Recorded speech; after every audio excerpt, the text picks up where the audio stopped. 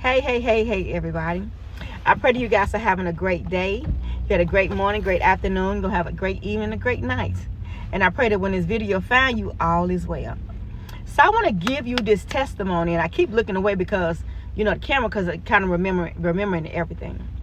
So when I was in the hospital with COVID, I want to say it was in the 2019 or 2020. I don't know why I keep on getting these mixed up. But anyway, I was in the hospital for 8 days, fighting for my life. With the oxygen machine, the oxygen mask, I couldn't, I took it off. I literally could not breathe, not even for a second. And so on the 9th day when I was at home, I was feeling fine. Everything was good. I was taking my medicine, my cholesterol medicine, my blood pressure medicine, and, all those different things. And so when I got in the car, I got out of church. I said, I want to go to church.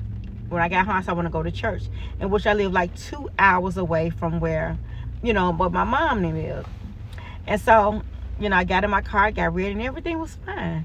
And child, so when I'm driving on the road, I want to say within like an hour and 15 minutes, like, being close to my mom, I pulled up in Sonic's parking lot to get me something to eat, and I blanked out. I literally lost my mind. Like, I didn't know. I ordered my food, but my mind was gone.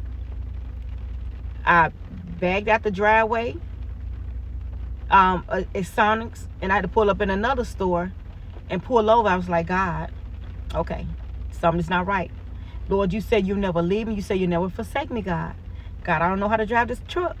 I knew how to talk to God, knew how to call on Jesus, but I did not know the direction. I ain't know nothing. And so I got back on the highway. And I was like a zombie. And I was saying, God, I need you to drive me. You said you never leave me. You said you never forsake me. That's what I kept on saying to Jesus. Come on, Jesus. Come on, Jesus. And so I was driving down the road. And the closer I got to the church, the worse the attack got. Oh, my God. Whew.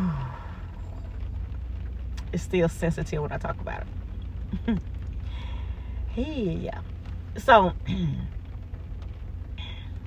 I got on the rock road, and going to the rock road to the church, I'm still did not know where I'm going.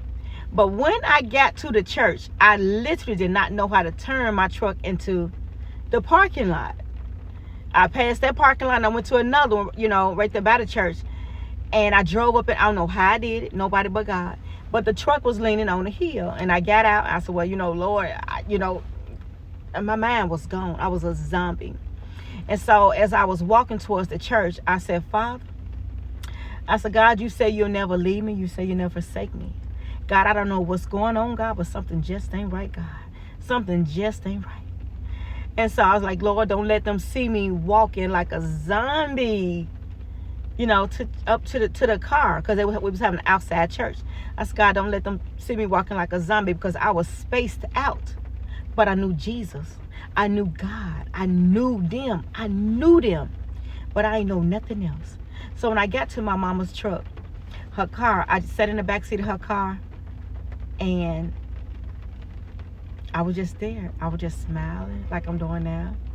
The preacher was preaching.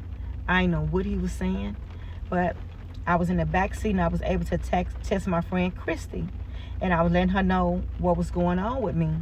Like, telling her my mind was going, it was a battle. I can hear the enemy on one side and God on the other side. And it was a fight in my life trying to take my life. And so she called me, and I want to say I had the earphones in my ear. I want to say that. Or did she text me? I don't quite remember that part. But I want to say she texted me. I mean, she called me, and she prayed. And, we got off the phone, and I'm still listening to the preacher. I don't know what the preacher was saying. I ain't heard nothing. Only thing I know, it was a battle for my life. There was the enemy trying to take my life, and God, the angel. It was a war going on in my head. And I was sitting there just smiling. And so when the pastor came up to my mama vehicle, my daddy had got out, and I sat in the front seat. And so when the pastor came up, he was talking to me, and I'm just smiling, fighting back the tears, because I'm a zombie. I didn't know. I just didn't know. And so, the pastor had left and everything. And my mama said, Mary, what's wrong? And the tears just started coming down. And I said, Mama, I don't know. Whew. I said, Mama, I don't know. I said, I don't know anything, Mama, I don't know. I said, Mama, I don't know. And I'm crying because, oh God, I miss my mom. And so I'm just crying. And my mama said, baby, you need to rest. She didn't try to figure out what's wrong with me. She didn't figure out what to do. My mama took me down to the hotel. And she said, baby, go in there and rest. She paid for me a room. She would have got me some snacks. And she said, go in there and just rest. And so when I got into the hotel room, and like I said, I'm still kind of like, not myself. And when I got inside of the hotel room, I had my Bible and I was reading. And while I was sitting there reading my Bible, in a corner, I can hear voices. But I can hear God fighting too. And so I'm just sitting up in the room. It was just a fight. And I went to sleep. And I still heard those voices. It was a fight in the spiritual realm for my life.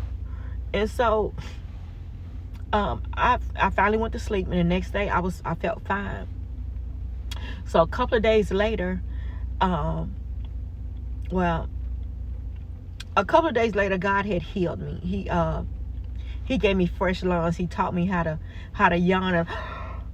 And as I was yawning, I was releasing fresh wind in my lungs. But I'll give you that testimony later. But I want to tell about the part with my mom.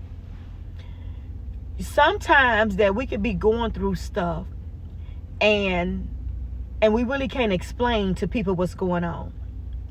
But there's always a ram in the bush. There's always somebody that's there that they don't have to ask all the questions. They don't have to want to know what's going on.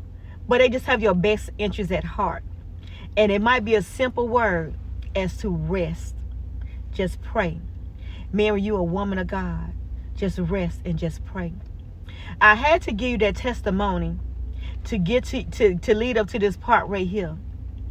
You don't have to always know what's going on. You don't always have to know why.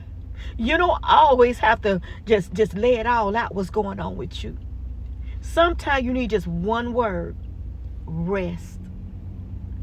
Rest. Don't try to figure it out. Don't try to figure out why this. Don't try to figure out why that. Just rest. I wanted to get on here to give you this testimony of what my mama said to me. Rest. And because I heed to the voice of my mom to rest, that I'm okay today. Because a couple of days later, because I was resting, God showed me, God had healed me of that brain fog that I was dealing with. When he told me to just breathe, and he was giving me fresh lungs. Every time I yawned, it was releasing, giving me fresh oxygen, fresh lungs, fresh air in my lungs. And I just want to let you know that God is a healer. And sometimes to get your complete healing from a breakup, from a loss of a job, from a death or anything, all you have to do is just rest and pray and trust in God. I pray that says something that will be helpful and that will help you with that testimony of mine to just rest. Have a great day. Bye.